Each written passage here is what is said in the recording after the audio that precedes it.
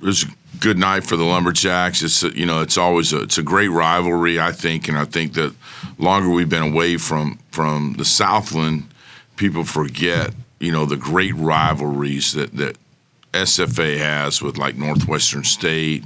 We played Sam 99 years in basketball. Unfortunately, we couldn't come to an agreement to play Sam Houston, so we're not getting to play them this year. I appreciate Northwestern State continuing our rivalry. In college athletics, these rivalries are going away. So kudos to Northwestern State to continuing to play. So it was good to play again.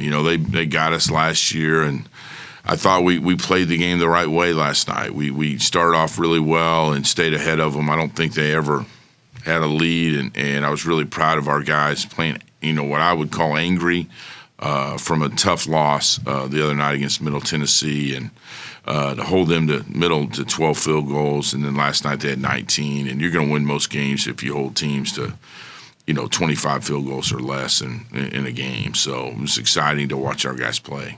You got hot, 23-5 run to start the game, and then that hotness continued. You had Day Hall, 21 points, led the team in offense. But the number that really stood out to me was Matt Heyman having 6 out of your team's 12 steals, which is a career high for him.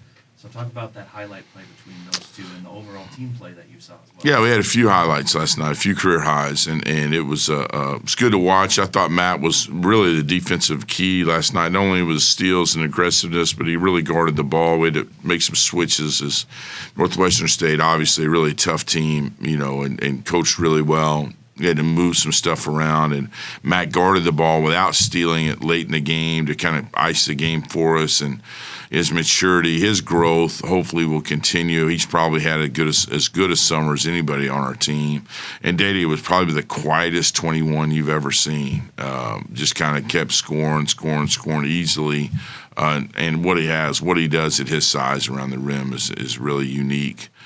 We kind of take him for granted at times, and it's pretty easy for him. And I hate to say that, but it is. And he scores just, you just don't notice it, how well he does. And so something that we have to have for our team to be successful. And I thought Bo Brunn he scored a career high, I think, last night in double figures, and something we all know he's capable of, and hopefully he'll gain some confidence by that. And then obviously the last basket was pretty fun for our team too. And Super Luke Stansberry. So now talk about this upcoming travel stretch that you have going to the Cayman Islands. You got 2 teams that were in March Madness or in the dance last year.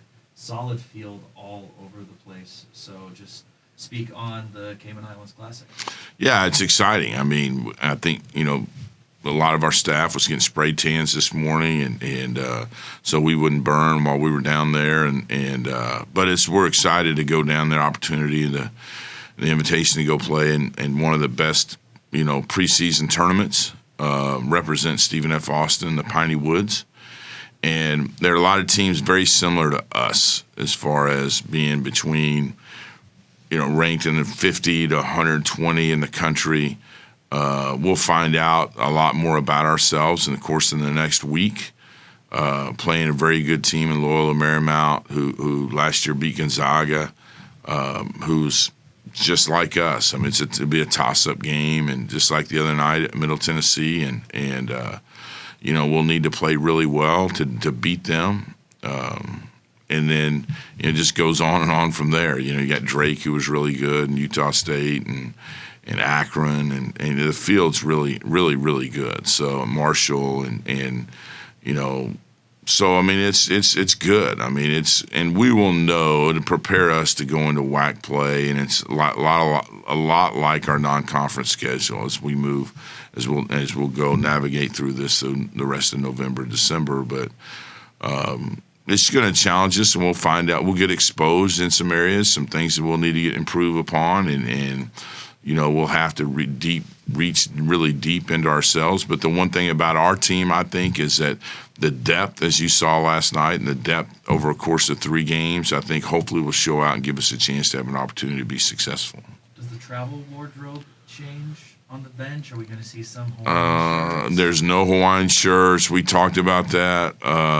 As much as I love wearing Hawaiian type shirts and Tommy Bahama-esque things, I try to keep it as simple as I can. I may even continue to throw on the quarter zip and try not to change who we are. I'm not a routine guy. If you, Hunter, you've been around us, there's things that can go up and down with our program because I think just like in a game, you have to be prepared for anything. So, but there will be no, and I did see this in our bookstore the other day. I saw some great purple Hawaiian shirts, and I thought about buying some for the staff at the last minute. I just didn't see a bed sheet big enough to fit me that I could wear down on the beach. I did see some for the other guys, but didn't see enough for me. So there wasn't enough purple that could cover my svelte body down there. So unfortunately. We'll let you get back to packing and getting ready for the Classic. Thanks for the time, Coach. Thanks for your time.